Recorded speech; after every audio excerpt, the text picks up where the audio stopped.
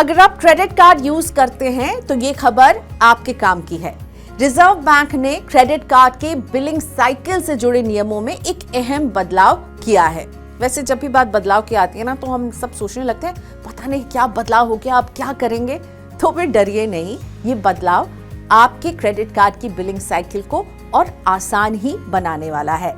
तो billing cycle को अब आप कैसे कंट्रोल कर पाएंगे और इसका आप मैक्सिमम फायदा कैसे उठाएं, समझिए इस वीडियो में। आरबीआई ने 7 मार्च से इन नए नियमों को लागू कर दिया है और नियमों के तहत क्रेडिट कार्ड यूजर अपने कार्ड की बिलिंग साइकिल को अब बदल पाएंगे और इसके लिए उन्हें एक वन टाइम ऑप्शन देने का निर्देश दिया गया था।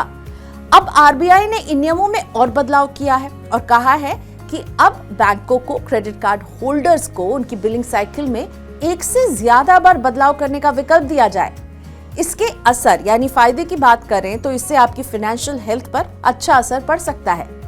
तो लगातार 2 स्टेटमेंट डेट के बीच के पीरियड को ही कहते हैं क्रेडिट कार्ड की बिलिंग साइकिल। स्टेटमेंट डेट वो तारीख है जब क्रेडिट कार्ड का चालू महीने का बिल जनरेट होता है और ये एक तय तारीख को जनरेट होता है। बिल पे करने की ड्यू डेट स्टेटमेंट जनरेट होने के 10 से 15 दिन के बाद की होती है।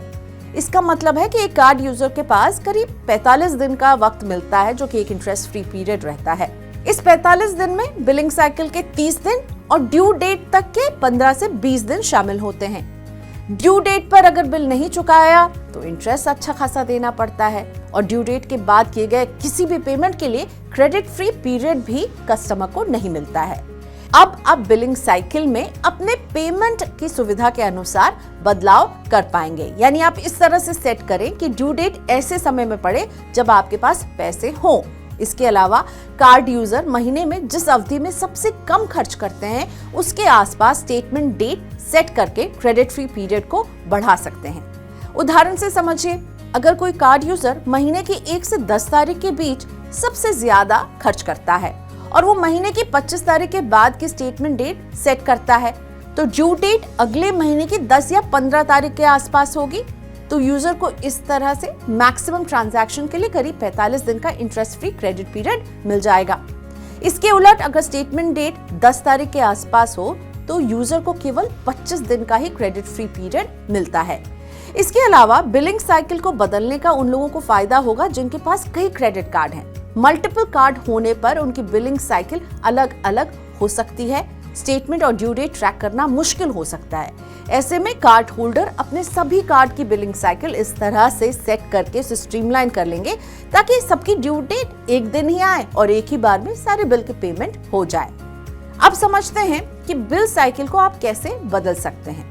तो इसके लिए आप बैंक या कार्ड कंपनी के कस्टमर केयर को ईमेल कीजिए या हेल्पलाइन पर कॉल करके रिक्वेस्ट दीजिए। लेकिन ये कदम उठाने के पहले ध्यान रहे कि आपको अपने आउटस्टैंडिंग ड्यूज और ईएमआई बैलेंस को क्लियर करना होगा। इसके बाद आप बिलिंग साइकिल बदलने की रिक्वेस्ट दे सकते हैं। तो इस कदम से आपको मिल रही है अपने क्रेडिट कार्ड के बिलिंग साइकिल को स्ट्रीमलाइन करने की आजादी और अपने पेमेंट के हिसाब से उसे बदलने की आजादी। पहले ये फ्लेक्सिबिलिटी हर कस्टमर को एक बार मिलती थी, अब आरबीआई कह रहा है कि मल्टीपल टाइम कस्टमर इसे बदल सकते हैं।